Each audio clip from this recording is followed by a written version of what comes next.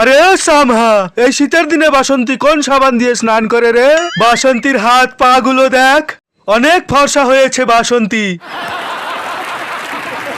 সর্দার, গরমের দিনে যখন আমরা নদীতে স্নান করতে গিয়েছিলাম তখন বাসন্তীকে দেখেছিলাম সারা গায়ে সাবান ঘষে ঘষে স্নান করছিল। যদি তোর বয়ফ্রেন্ডের জীবন বাঁচাতে চাস তাহলে এই শীতেও তোকে ঠান্ডা জল দিয়ে স্নান করে দেখাতে হবে। না বসন্তী, এই এত শীতে তুমি ঠান্ডা জল দিয়ে স্নান করবে না। এ সামহা, দেওয়ার গায়ে ঠান্ডা জল ঢেলে। শোনা গো আমার। শোন বাসন্তী, তোর কাছে দুটো অপশন আছে, হয় আমাদের সামনে নেচে দেখা, না হলে তোকে ঠান্ডা জল দিয়ে স্নান করতে হবে। আমি পড়লেও করবো না, আমি এদিকে ভীষণ টাপ। আমি এই ঠান্ডাতে স্নান করতে পারবো না, আমি নাচবো তাও ভালো।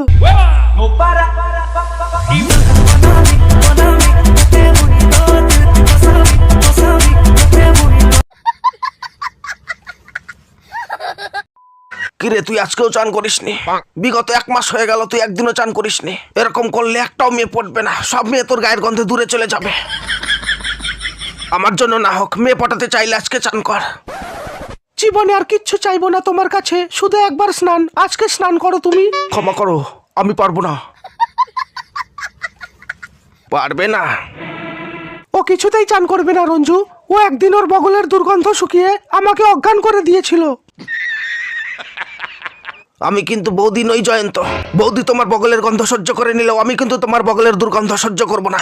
আমার নাম রঞ্জু দা। আজ পর্যন্ত কারো বগলের দুর্গন্ধ শুকিনি, আজও শুকবো না। স্নান তোমাকে করতেই হবে, প্রয়োজন হলে জীবনের শেষ চান। চান করবে না? না রঞ্জু দা, বল স্নান করবি কিনা বল। দেখো জয়ন্ত, আমি তোমাকে শেষবারের মতো বলছি, স্নান করবে কিনা বলো। না, আপনি আমাকে মারতে মারতে মেরে ফেললেও চান আমি করতে পারবো না রঞ্জুদা, খুব ঠান্ডা লাগে। চান করবে না? না, ঠান্ডা। রঞ্জু ছেড়ে দে ওকে। রঞ্জু ছেড়ে দেবো? হ্যাঁ ছেড়ে দে। নোংরা ছেলে কোথাকার, এত করে বলছি একবার স্নান করতে পারছে না। কেন চান করছে না তোরা কেউ জানিস না, আমি জানি। আচ্ছা, জয়ন্ত যদি চান করে তাহলে আর ও হয়তো কোনোদিন বাবা ডাক শুনতে পারবে না। বাবা হতে পারবে না? কেন? জয়ন্তকে হঠাৎ একদিন পাড়ার লোকে ধরে স্নান করিয়েছিল। তারপরে জয়ন্তর টুনটুনিটা ঠান্ডায় একেবারে ছোট হয়ে গিয়েছিল। তোকে আর চান করতে হবে না রে।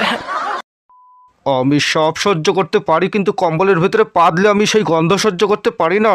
আর তোমার পাদের খুবই দুর্গন্ধ হয়। আমার পা এসেছিল তাই পেদেছি, তার জন্য তুমি আমাকে দোষ দিচ্ছ কেন? তোমার দোষ এটাই যে তুমি তোমার পায়খানা চেপে পেট ফুলে থাকলেও শীতের ভয়ে পায়খানা করো না, আর গ্যাসগুলো কম্বলের মধ্যেই ছাড়ো। ভবিষ্যতে আর কোনোদিন তোমার পা দিলে কম্বলের ভেতরে তুমি পাতবে না। তুমি বা তোমার মা পাদলে তখন তোমাদের নাকে গন্ধ লাগে না? তোমার মা তো সারাদিন ভরম ভরম করে পাদ মারে। একদিন তো তোমার মা পাততে পাততে হেগেই ফেলেছিল। কাজল চুপ করো, মা শুনতে পাবে। আমি পাদলে দুর্গন্ধ হয়, আর তোমার মা পাদলে কি গোলাপের গন্ধ হয়? কাজল! থামলে কেন? মারো, আরো মারো। তোমার মা সারা বাড়ি বেঁধে বেড়ায়, তখন কোনো দোষ নেই, আর আমি পাদলেই যত দোষ হয়ে যায়। মন খুলে যে পাতবো তারও কোনো স্বাধীনতা নেই। শান্তি করে একটু পাততেও পারি না।